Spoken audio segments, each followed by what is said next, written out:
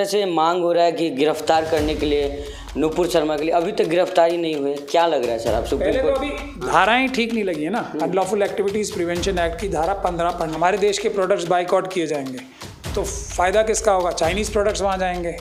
तो ये आरएसएस के लोग तो चाइना और पाकिस्तान के साथ साजिश करके ही ये कर रहे हैं। तो इसी निष्कासित करने से ये मना तो नहीं किया ना कि पीछे खड़े हैं। निष्कासित तो बहुत लोग उनके हुए, लेकिन बहुत लोग ऐसे थे जो कि उनके ही थे, निष्कासित हुए और बाद में अभी साध्वी प्रज्ञान सिंह ठाकुर की तरह उनको मेंबर ऑफ पार्लियामेंट दे दिया गया। संविधान और आईपीसी के तहत उनके खिलाफ कानूनी कार्रवाई हो रही है और होनी भी चाहिए आगे। मैं तो ये समझता हूँ बल्कि उनके खिलाफ आतंकवाद का मुकदमा दर्ज होना चाहिए, क्योंकि नमस्कार, आप देख रहे हैं R24 न्यूज़। मैं आपके साथ राशिद। सुप्रीम कोर्ट के वरिष्ठ वकील महमूद प्राचा सर हमारे साथ मौजूद हैं, इनसे बातचीत करेंगे। जिस तरह से नुपुर शर्मा का जो बयान आया उसको लेकर तमाम जो है अरब के देशों में जिस तरह से लगातार बाइकआउट इंडियन प्रोडक्ट ट्रेंड कर रहा है, वहीं जो भारत हिंदुस्तान में भी लोग जो है उनके समर्थन में आ रहे हैं। कंगना रनौत का जो बयान आया वो कह रहे हैं कि जो है हम अफगानिस्तान में नहीं है, भारत में है, लोकतंत्र में है, आप कोर्ट में जाइए। सर किस तरह देख रहे हैं? लगातार कोई समर्थन नहीं कर रहा था, लेकिन कंगना आ गई है सामने, वो कह रही है कि हम अफगानिस्तान में नहीं है। नहीं, कंगना जी भी आई हैं और उससे पहले नूपुर जी ये साफ तौर पे कह चुकी हैं कि देवेंद्र फडणवीस जी उनकी सपोर्ट कर रहे हैं, प्राइम मिनिस्टर का ऑफिस उनकी सपोर्ट कर रहा है, होम मिनिस्टर साहब का ऑफिस उनकी सपोर्ट कर रहा है और बीजेपी के जो प्रेसिडेंट हैं वो उनका सपोर्ट कर रहे हैं। ये तो वो क्लियरली बोल ही चुकी हैं और वो साफ साफ नज़र भी आ रहा है, क्योंकि पूरे जो आरएसएस और बीजेपी के लोग हैं वो सारे ट्विटर पे ट्रेंड चला रहे हैं उनके फेवर में। और अब कंगना रनावत जी भी, क्योंकि आरएसएस के टच में ही हैं, डायरेक्ट आरएसएस द्वारा प्रमोटेड ही हैं डायरेक्ट, तो वो भी मैदान में आ ही गई हैं। और उन्होंने जो बात कही है उसका तो मैं यही कह सकता हूँ कि एकदम सही बात है। भारत भारत है और यहाँ पे अगर कोई भी व्यक्ति कुछ भी काम करता है तो ये अब कोई मनुस्मृति थोड़ी लागू है यहाँ पे कि ढोर गंवार शूद्र पशु नारी ये सब ताड़न के अधिकारी।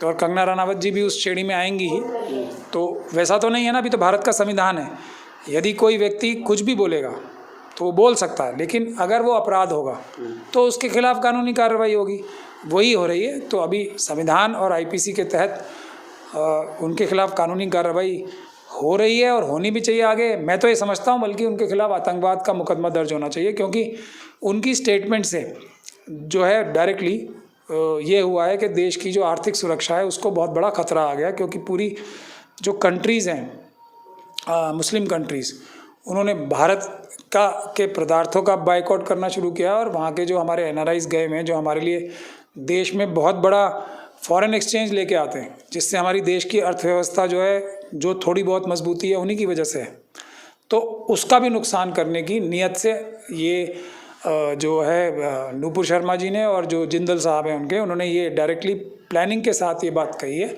और जिसका सबूत ये है कि उनकी हाईकमांड ने उनसे ये बात कहलाई है कि देवेंद्र फडणवीस जी ने अभी तक मना नहीं किया कि ये गलत बोल रही हैं नुपुर शर्मा जी, ना प्रधानमंत्री के ऑफिस ने मना किया, ना होम मिनिस्टर साहब। बीजेपी सर लेकिन उनको निकाल दिए, पार्टी से निष्कासित तो कर दिए ना।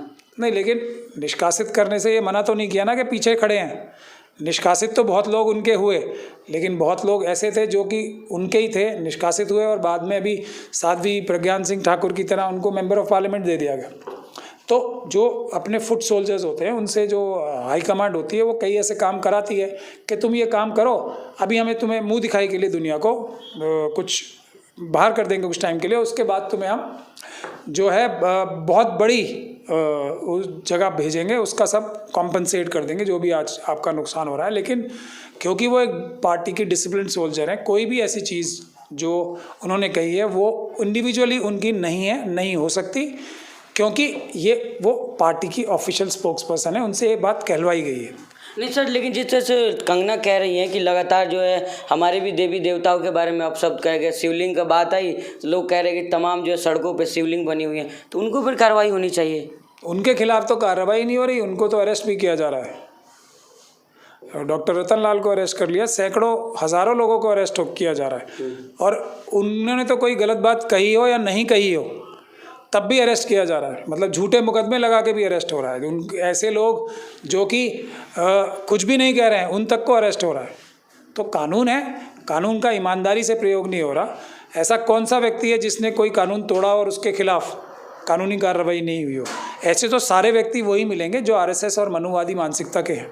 तो लेकिन लगातार जिस तरह से मांग हो रहा है कि गिरफ्तार करने के लिए नूपुर शर्मा के लिए, अभी तक गिरफ्तारी नहीं हुई है, क्या लग रहा है सर आप सुप्रीम पहले तो कोर्ट? अभी धाराएं ठीक नहीं लगी है ना। अनलॉफुल एक्टिविटीज प्रिवेंशन एक्ट की धारा 15 पढ़ने का मैं सबको निवेदन करता हूँ कि यूपा की धारा 15 पढ़ें।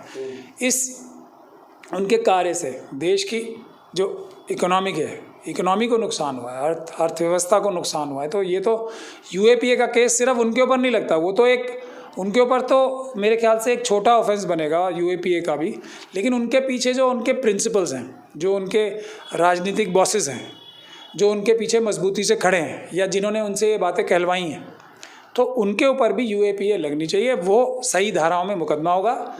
अभी तो ये बहुत ही कमज़ोर धाराओं में मुकदमा किया है, ये तो पहले ही उनकी मदद हो रही है। तो इन धाराओं में सर गिरफ्तारी नहीं हो सकती है क्या?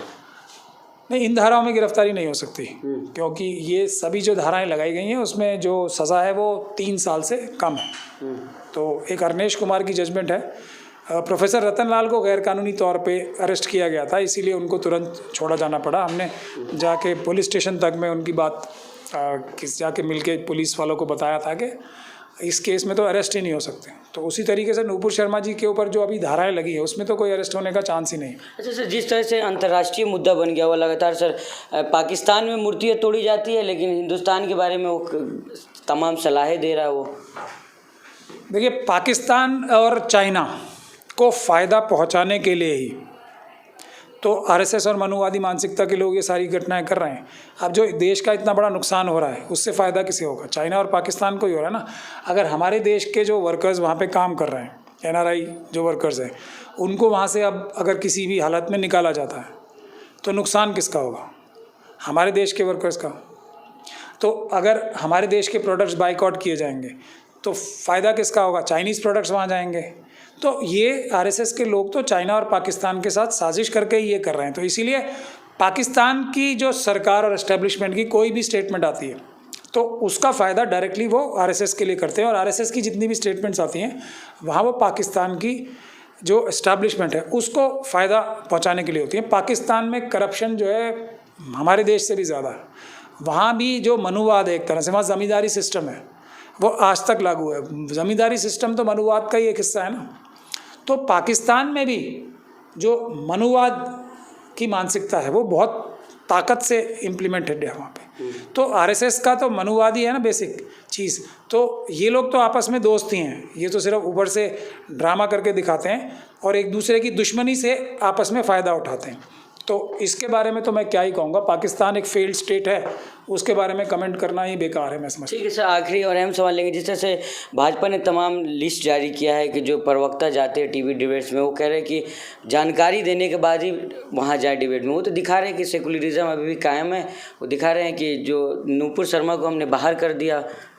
देखिए, कोई भी political party, discipline political party, और भारतीय जनता पार्टी देश की सबसे बड़ी पॉलिटिकल पार्टी तो है ही, तो इनका कोई भी प्रवक्ता, और वो भी नेशनल लेवल का प्रवक्ता, कभी भी कोई ऐसी बात नहीं कहेगा जो उसकी पार्टी की लाइन नहीं होगी या जो उसको प्रेस ब्रीफिंग में बोलने के लिए नहीं कहा जाएगा। एक दिन पहले या सेम डे प्रेस ब्रीफिंग्स होती हैं। पार्टी की हाई कमांड जो है वो अपने प्रवक्ताओं को बताती है, ट्रेन करती है कि आज आपको ये बोलना है। तो ऐसा तो कभी हो ही नहीं सकता कि 38 जो इनके प्रवक्ता हैं वो अपने आप ही कुछ कुछ बोले जा रहे हैं। जो भी बोलते हैं वो आरएसएस और बीजेपी के डायरेक्शंस पे, उनकी गाइडलाइंस पे और उनके निर्देशों पे ही बोलते हैं। ठीक है, बहुत शुक्रिया बातचीत करने। Thank you.